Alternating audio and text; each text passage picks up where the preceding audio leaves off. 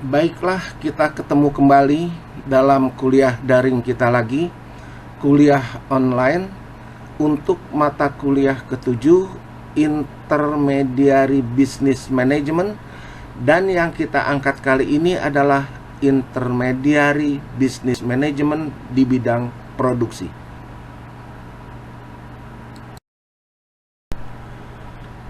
Produsen dan konsumen. Kegiatan ekonomi yang dilakukan suatu negara tidak dapat lepas dari peran konsumen dan peran produsen. Konsumen atau rumah tangga konsumen menyediakan faktor-faktor produksi. Faktor produksi itu ada 4, yaitu alam, tenaga kerja, modal, dan entrepreneurship, dan diberikan kepada rumah tangga produsen.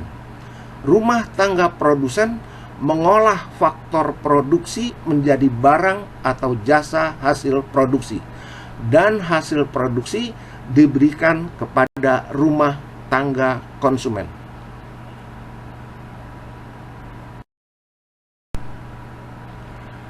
Dalam konsep ekonomi makro, negara mengelompokkan masyarakatnya ke dalam 2 kelompok besar, konsumen dan produsen. Uang dan barang berputar di seputar itu. Konsumen mengirimkan faktor produksi ke produsen, dan produsen membayarnya dengan uang. Faktor produksi alam dibayar dengan rent atau sewa, tenaga kerja dibayar dengan salary atau upah, modal dibayar dengan bunga atau interest, entrepreneurship dibayar dengan profit. Aliran uang itu namanya pendapatan. Kalau ditotal menjadi pendapatan nasional, dikenal dengan net national income atau income per kapita. Faktor produksi diolah produsen menjadi hasil produksi berupa barang dan jasa, dikirimkan ke konsumen, dan konsumen membayarnya dengan uang atas harga barang dan jasa hasil produksi tersebut. Jumlah barang dan jasa hasil produksi secara total disebut dengan GDP, Gross Domestic Product. Jadi kesimpulannya, secara umum GDP, GNP, National Income atau income per kapita itu secara umum dapat dikatakan sama. Kesemuanya itu menjadi salah satu standar pengukuran pertumbuhan ekonomi suatu negara.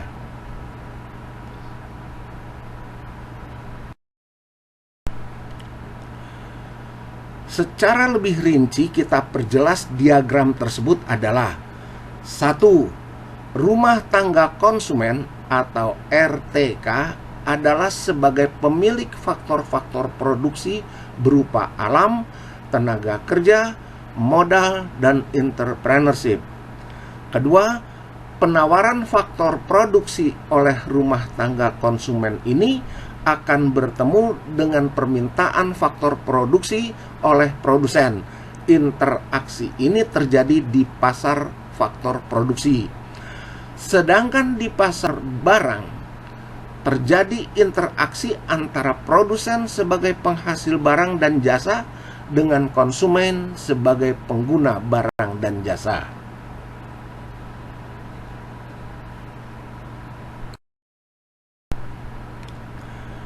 Dalam diagram juga terlihat arus aliran uang dari dan ke masing-masing rumah tangga.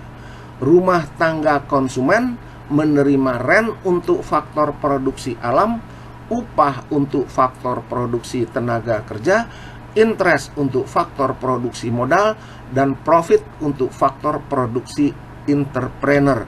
Dan sebaliknya, produsen menerima uang pembayaran atas barang dan jasa hasil produksi yang dibeli konsumen.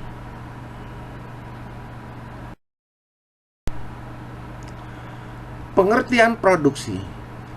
Produksi adalah suatu kegiatan untuk menciptakan atau menambah nilai guna suatu produk, baik berupa barang maupun jasa, agar dapat memenuhi kebutuhan masyarakat. Pengertian lainnya secara etimologis, kata produksi berasal dari bahasa Inggris, yaitu to produce, yang memiliki arti menghasilkan. Jadi, kata produksi dapat diartikan sebagai suatu kegiatan menghasilkan atau menambah nilai suatu barang atau jasa melalui proses tertentu.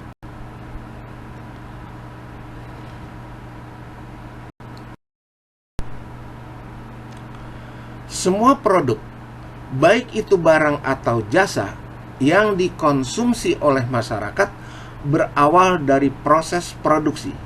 Setelah proses produksi, produk tersebut didistribusikan, sehingga produk yang dihasilkan tersebut sampai di tangan masyarakat untuk dikonsumsi.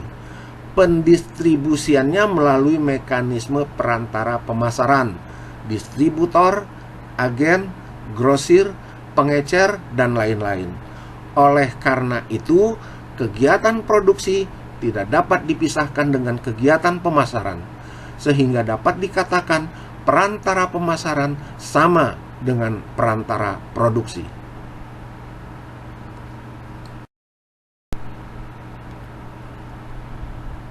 Perkembangan lingkungan industri yang dinamis pada era global seperti sekarang ini menjadi pemicu bagi banyak organisasi perusahaan untuk menggali potensi yang dimiliki, serta mengidentifikasi faktor kunci sukses untuk unggul dalam persaingan yang semakin kompetitif. Teknologi yang juga berkembang pesat harus menjadi sebuah kekuatan untuk diterapkan dalam iklim persaingan. Usaha-usaha yang dilakukan pada akhirnya diarahkan untuk memberikan produk terbaik kepada konsumen.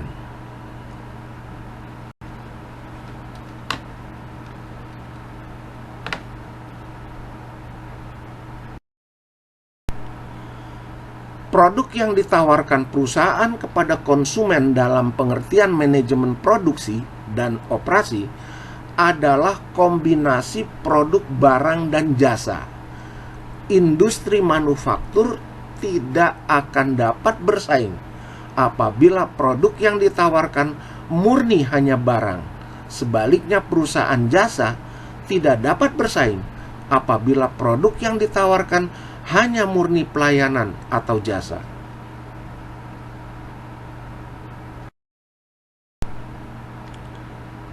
Mulai dari mengidentifikasi selera konsumen sampai dengan mengupayakan seluruh kebutuhan input dari pemasok untuk proses produksi dan distribusi hasil produk ke tangan konsumen, mendistribusikan produk tersebut sesuai dengan selera konsumen. Setiap perusahaan berusaha secara optimal untuk menggunakan seluruh aset dan kemampuan yang dimiliki untuk memberikan value terhadap harapan konsumen.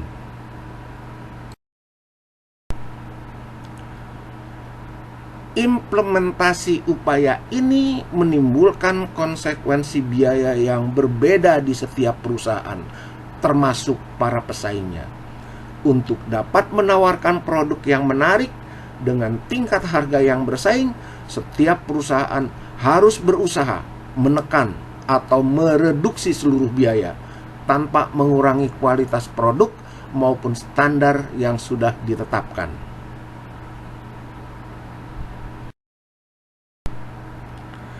Salah satu upaya untuk mereduksi biaya tersebut adalah melalui konsep supply chain management.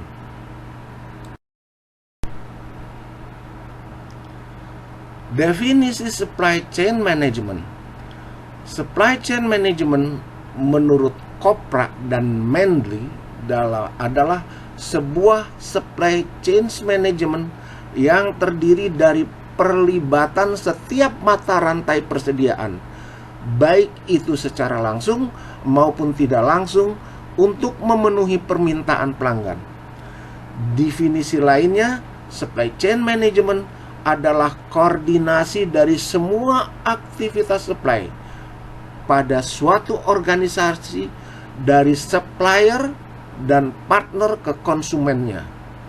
Dan menurut Kalakota, supply chain management merupakan sebuah payung proses di mana produk diciptakan dan disampaikan kepada konsumen.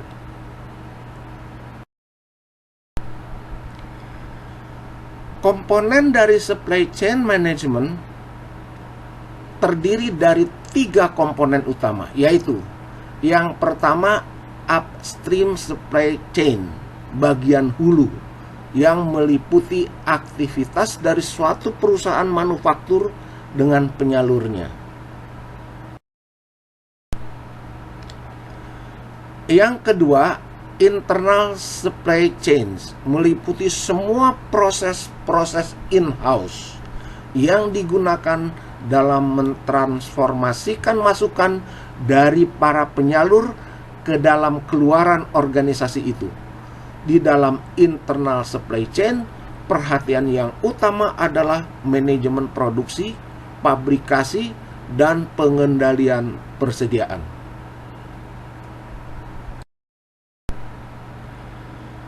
Dan yang ketiga adalah downstream supply chains, bagian hilir, yang meliputi semua aktivitas yang melibatkan pengiriman produk kepada pelanggan akhir. Di dalam downstream supply chains, perhatian diarahkan pada distribusi, pergudangan, transportasi, dan after sales service.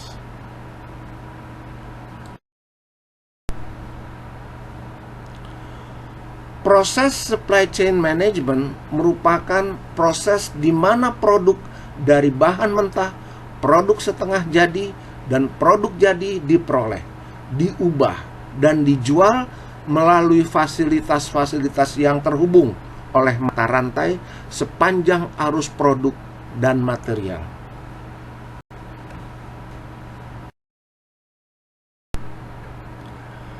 Ini adalah gambaran proses supply chain management. Di atas terdapat panah rencana supply chain dan di bawah terdapat panah eksekusi atau pelaksanaan dari rencana tersebut, dan di tengahnya adalah product flow, mulai dari supplier sampai ke tangan customer. Pemain utama supply chain management: 1 supplier, 2 manufaktur, 3 distribution, 4 retail, dan 5 customer.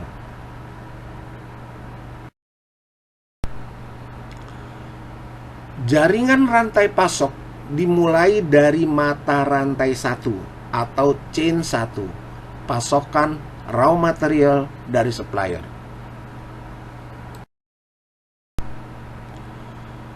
Jaringan rantai pasok berikutnya supplier ke manufaktur, ke pabrikan, mata rantai 1 dan 2, supplier dan manufaktur.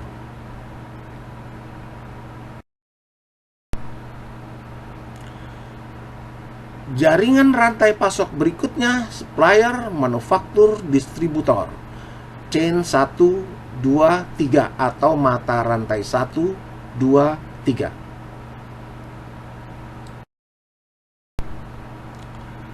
Jaringan rantai pasok berikutnya supplier, manufaktur, distributor, customer atau mata rantai 1, 2, 3, 4. Chain 1, 2, 3, 4.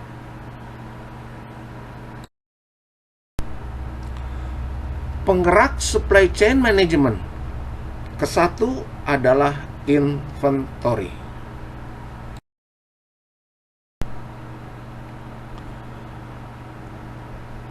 Penggerak supply chain management yang kedua adalah transportasi, dan yang ketiganya adalah fasilitas.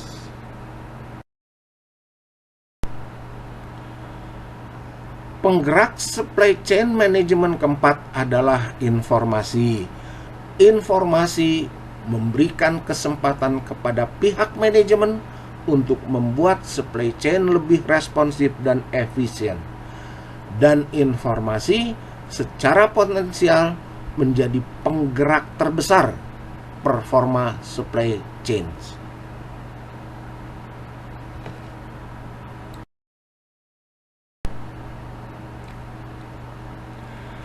Oke, baiklah kuliah daring kita akhiri, mudah-mudahan bermanfaat.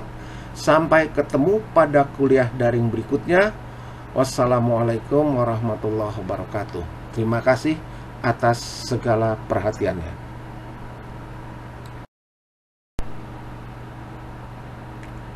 Tugas kelompok. Terima kasih kepada yang telah membuat tugas kelompok.